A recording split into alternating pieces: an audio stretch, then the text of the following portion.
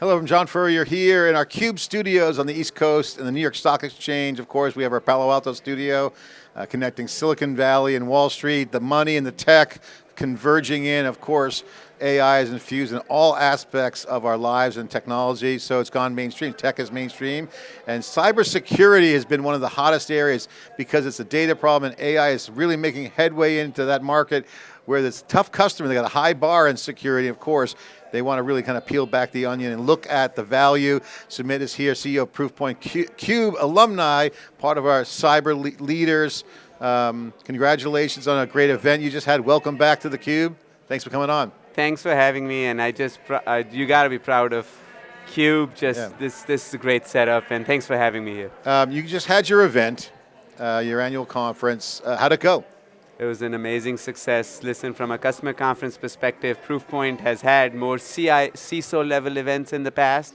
We scaled it up to a full customer conference with thousands of people either live and then several thousand streamed in parts of the show.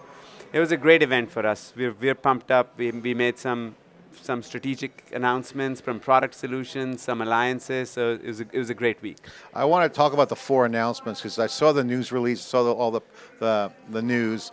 Detecting and preventing AI exploits over email, data security with governance, secure agent gateway, and then Satori agents and MCP access. These are like pretty key products. The theme all is capabilities. And to me, I'm reading it, I'm saying, okay, these are confidence boosters for AI and security, and at the same time, it's changing the game a little bit for the practitioners. What's their takeaway? What was your main message on those news points? How would you boil all 4 up into one bumper sticker or value proposition? It's actually very simple. Proofpoint is all about human-centric security. We protect people from threats and losing data. What we did at the conference was we said, listen, in the future, if not already, people are going to have AI assistants and agents. We call this, let's call it agentic workspace. People, AI agents, and assistants all working together. And these 4 announcements are to extend our human-centric security platform to human and AI agent-centric security. Why? Because AI mimics human.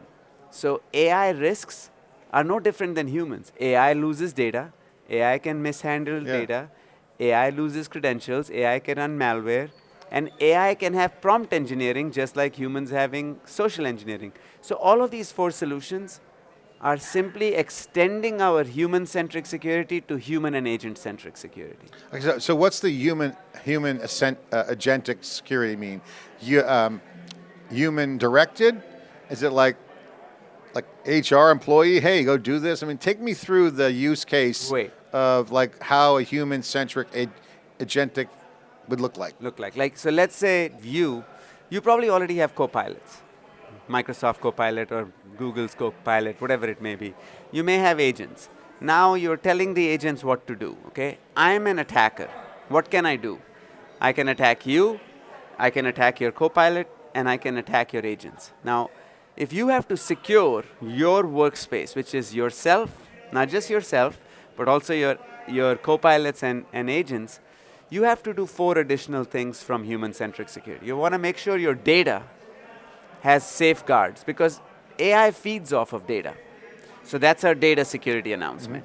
Second, you want to make sure your agents don't mishandle data. Even if your data is safeguarded, an AI agent which feeds off of data, that doesn't know which information is, can be shared with who.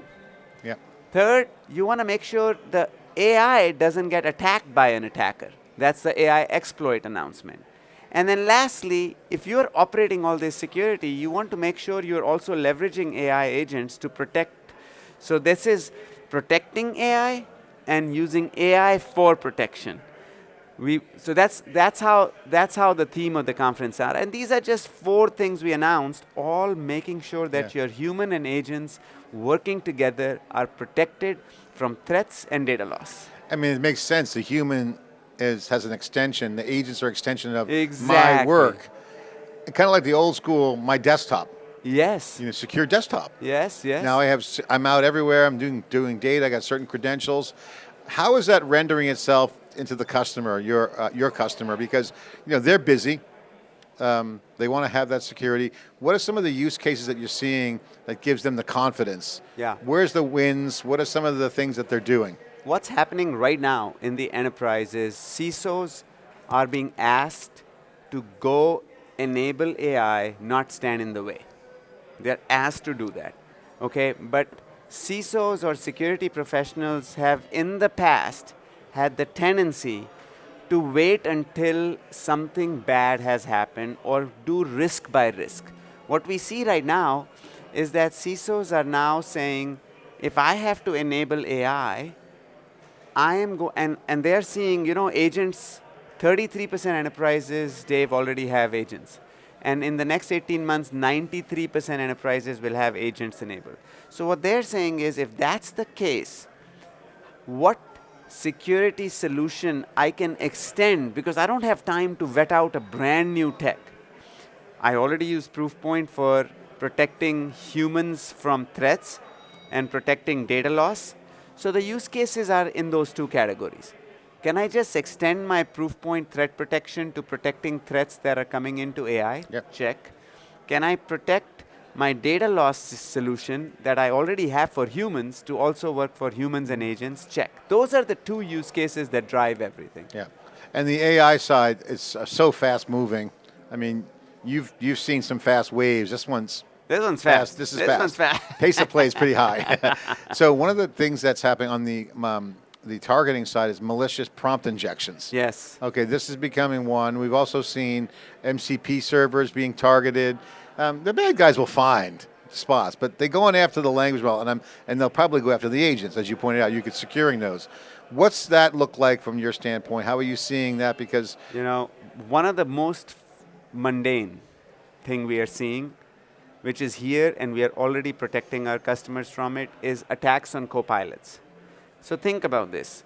If I'm an attacker and I'm sending you emails and you're ignoring me, you're sophisticated, you've ignored me. You know what I'm going to do? I'm going to send a message that is invisible to you, some text in the message, but it actually can be read by your copilot. And I'm going to tell my copilot to ignore when it gives you an instruction of doing ABC, do something different. Now, you don't know I've given Copilot that instructions. Copilot has read that email. So effectively, it's a prompt injection. So you know what the interesting part is? Every communication you're getting is a prompt for Copilot. So we are protecting that classic use case. AI, that's AI exploitation. So any communication you get, Copilot is protected. And that kind of a threat is here today, and we are defending our customers against it today. So Proofpoint doing the threat protection. What about this agent gateway? Agent gateway is for data security. So agents, I kind of made this joke at the conference. Agents are like my aunties, my mother's sister. You put them together, and you tell one of them something, they all know about it. They gossip. They don't know what's a secret, what's not a secret, or there is no secret among them. If you think about agents are built to do something, and they feed off of data. The problem with agents is they're not designed by themselves to know what information can be shared by who when they're serving customers. And that can be exploited. So Agent Gateway protects against that. It essentially puts some guardrails and policies on how information that's given to agents can be shared and who can get what information from agents. Talk about the innovations you guys going on. People want to know, okay, you had your conference. I know that you guys fresh off the customer meetings. What are the top innovations that you guys are doing? How would you boil the innovation strategy? How would you describe that? Broadly speaking, our innovation is structured in extending our platform and signals on both threat side and data risk side from both humans and agents into a singular platform. Because our customers at the same time, they want these whiz-bang threat protection features, they want these new capabilities, but they don't want multiple platforms. Okay, there is this thing at this point in time among CISOs to say, I want fewer but more integrated platforms. So one of the big theme for us as a company is when we are innovating, we're doing that in one single platform that's collecting more signals and is providing sort of the control points in an integrated fashion to enforce the right sort of controls when abnormalities are detected.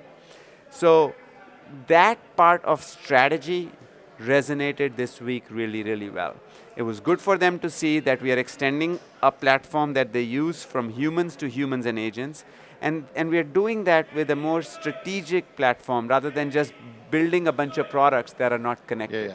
Talk about the, you and I have talked about this in the past many times on theCUBE, the governance balance between compliance and governance, making sure things are tight, and innovation sometimes are at odds. At odds. And so how do you look at it? Now data protection is super important.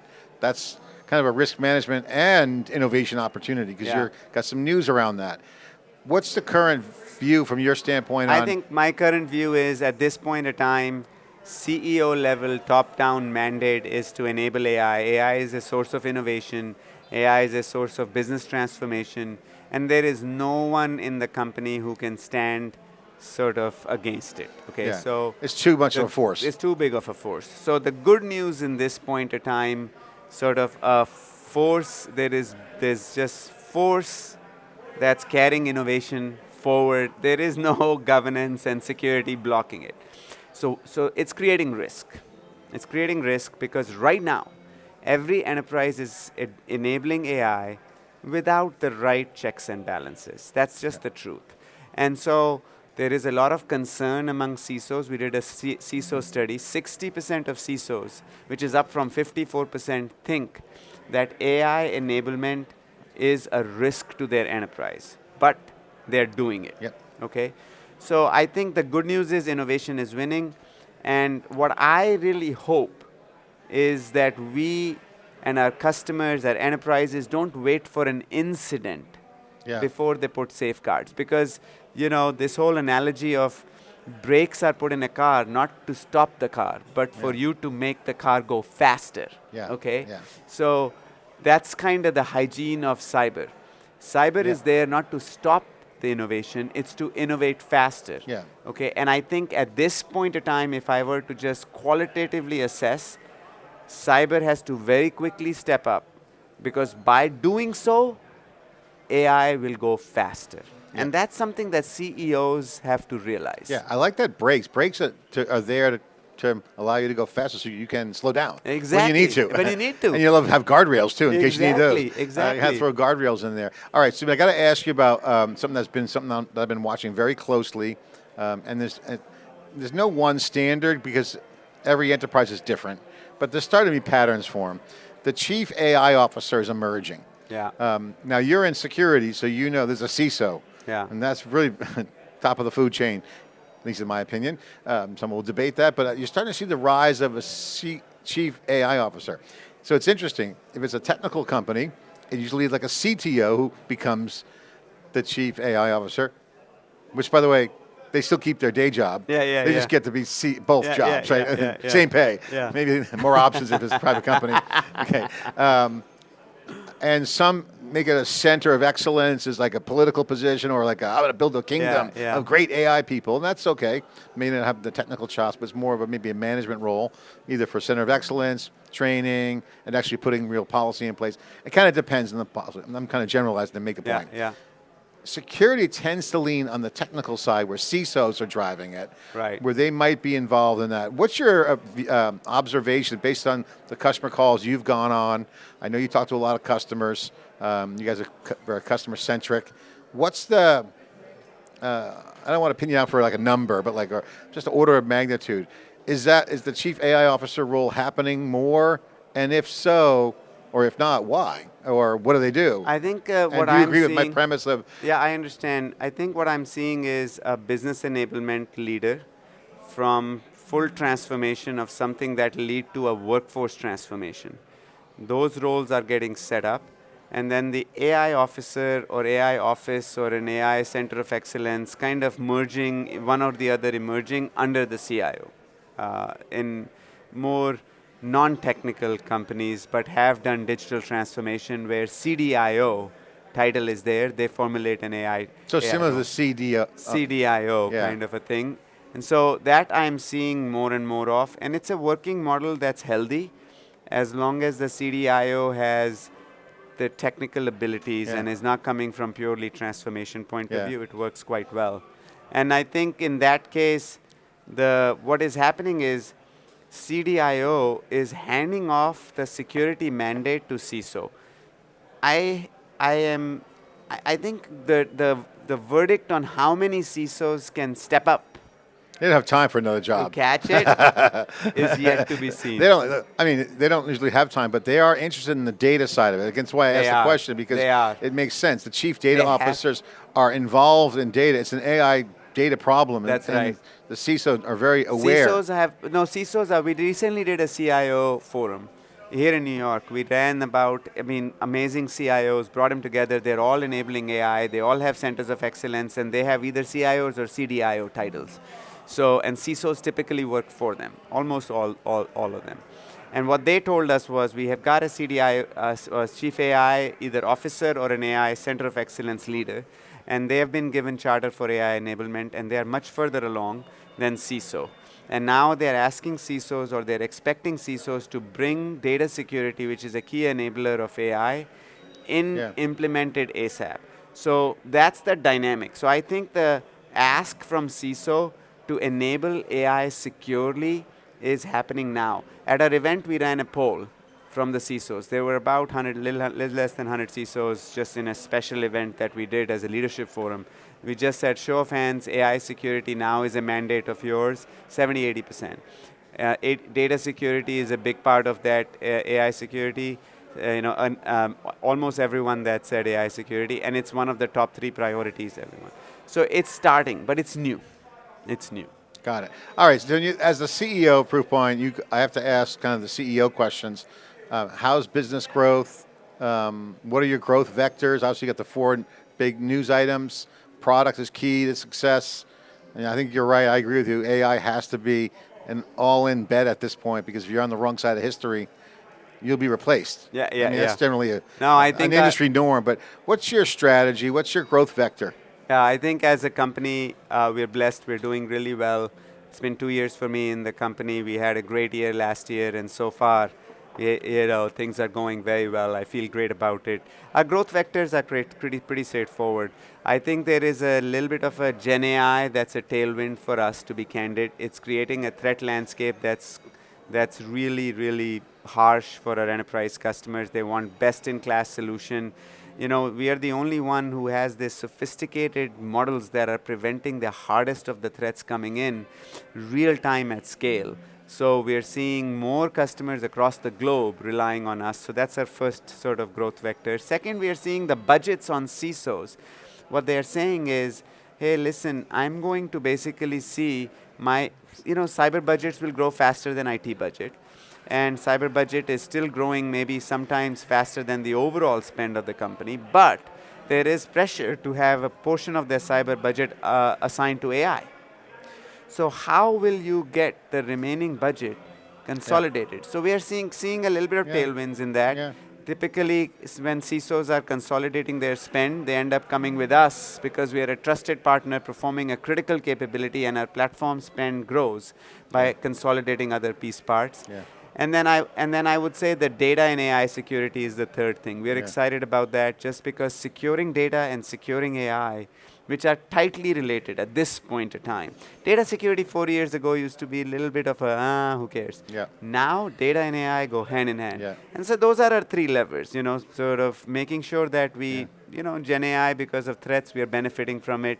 Consolidation, we are benefiting from it, and data and AI, we are continually growing the share. We have this debate almost daily on our WhatsApp threads, our Slack channels, on theCUBE, not every day on theCUBE, but for the most part, it comes up a lot. Labor, human labor. Not in a political way, lose their jobs, more like, okay, productivity. Labor is an input into, ultimately, is the outcome, which is productivity. Security has always been a productivity game. Labor shortage has always been high. And skills are nearly skills gap, as we all talk about that all the time.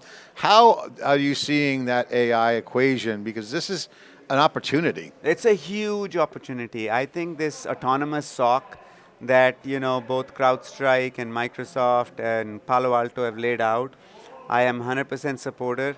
The way we are playing in that is we announced at this conference new agents. We call them Proofpoint Satori. These are agents, and we also provided a full MCP access to our platform. So when you are going with autonomous SOC with either CrowdStrike or Microsoft, we provided deep integrations with our agents and our technology into those platforms. So you can really say the mundane day-to-day task of DLP alert triage, message triage, things that why are your high caliber security professionals doing it? Let agents do it. Sumit, great to have you on. Good to see you. The bell is going to ring. We're going to close out with the bell as they start.